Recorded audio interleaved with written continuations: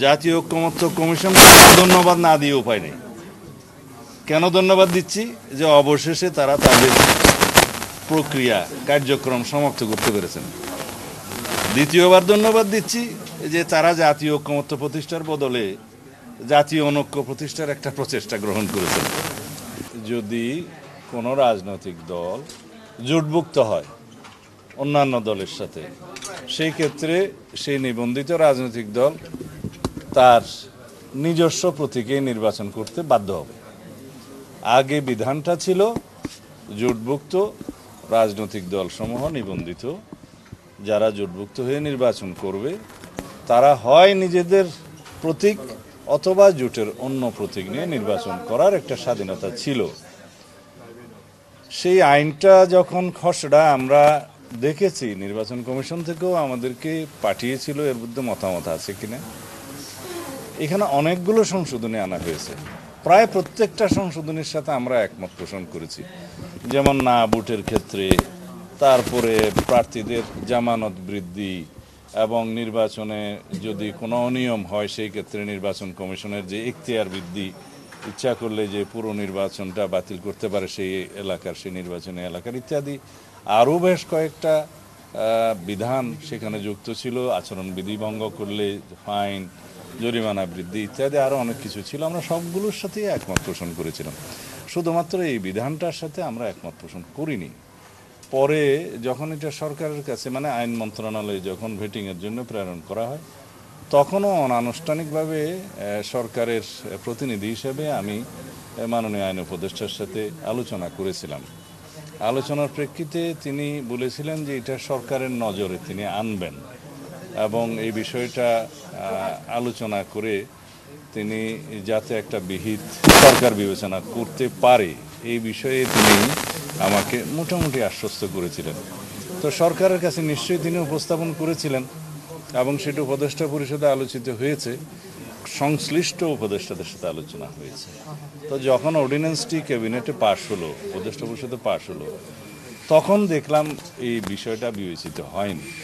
তারপরে আমি ওনার সাথে আবার কথা বলেছি, এবং আমাদের যে কনসার্ন, আমাদের যে উদ্বেগ এই বিষয়ে, যেটা আগে ছিল সেই বিষয়টা আগের মতো আইনটা যাতে বহাল থাকে সেই জন্য আমরা আবেদন করেছি। সেই কাগজটা আমি অফিসিয়ালি আজকে চিঠিটা দিয়েছি, আপনাদেরকে সেই চিঠির কপি চাইলে আমি দিতে পারবো। নির্বাচন কমিশনের, প্রধান নির্বাচন কমিশনারের কাছেও আমরা দলের পক্ষ থেকে মহাসচিবের স্বাক্ষরিত একটি একই চিঠি কয়েকদিন আগে, দুদিন আগে আমরা পাঠিয়েছি, সেটা আপনারা নিশ্চয়ই ইতিমধ্যে দেখেছেন। তা আমরা আশা করি বাংলাদেশে বহুদলীয় গণতন্ত্রের স্বার্থে আমরা যার জন্য সংগ্রাম করেছি এই বিধানটা আগের মতো বহাল থাকা উচিত। কারণ আমরা মনে করি অনেক দলের আকার ছোট হলেও সেখানে অনেক গুরুত্বপূর্ণ জাতীয় নেতৃত্ব আছেন। তারা নির্বাচিত হয়ে জাতীয় সংসদে আসতে পারলে জাতীয় সংসদ সমৃদ্ধ হবে। বহু দলের, বহু আদর্শের, বহু মতের রাজনৈতিক দলের প্রতিনিধিত্ব থাকলে সে জাতীয় সংসদটা সমৃদ্ধ হয় এবং সমগ্র জাতির পক্ষে কথা বলা যায়।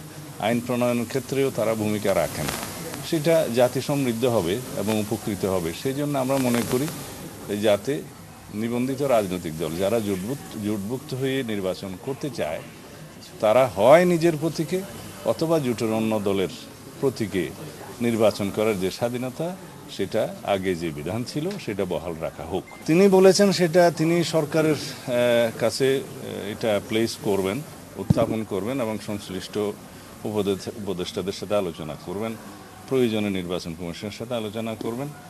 তারপরে সেটা কি করা যায় সেই বিষয়টা তারা বিবেচনা করে দেখবেন, আরও অন্যান্য দলের মতামত নেবেন।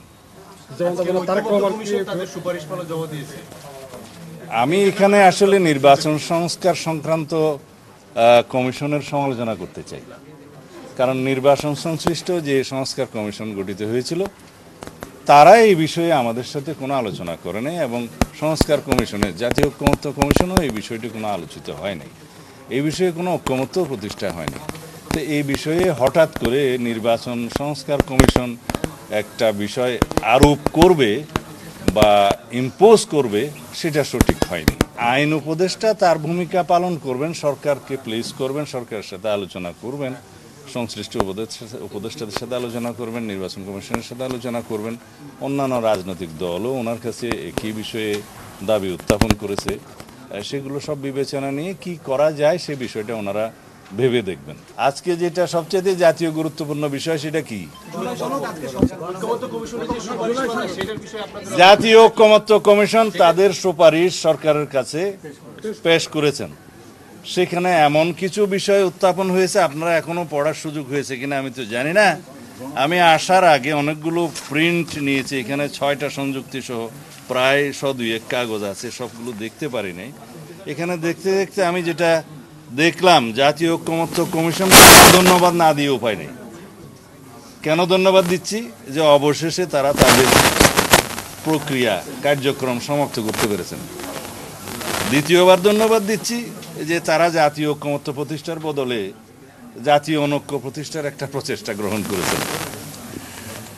আমার মনে হয় যা কিছু প্রস্তাব ওখানে দেয়া হয়েছে, আপনারা যদি সেটা দেখেন তাহলে আপনারা দেখবেন যে জুলাই জাতীয় সনদ যেটা আমরা স্বাক্ষর করেছি, সেই স্বাক্ষরিত সনদের বহির্ভূত পরামর্শ বা সুপারিশ বহির্ভূত অনেক আদেশের যে সংযুক্তি সেটা সংযুক্ত করা হয়েছে। জুলাই জাতীয় সনদ 84টি দফা সম্ভবত